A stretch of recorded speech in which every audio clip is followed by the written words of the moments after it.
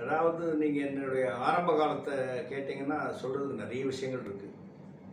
நான் பிறந்து வளர்ந்தது பழைய திருநெல்வேலி மாவட்டம், தற்போதைய தூத்துக்குடி மாவட்டத்தில் கோவில்பட்டி என்ற ஒரு இடத்துக்கு பக்கத்தில் இருக்கிற இடைச்செவல் சத்திரப்பட்டிங்கிற ஒரு குக்கிராமம் தான் என்னோடய கிராமம்.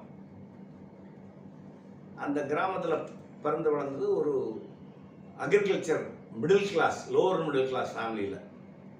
அதுவும் என்னுடைய இளைய வயதிலேயே என்னுடைய தகப்பனார் இறந்து போயிட்டார். என்னுடைய 8 வயசு இருக்கும் பொழுது எங்களை வளர்த்து ஆளாக்கியது எல்லாம் எனது அன்னை தான், அம்மா தான்.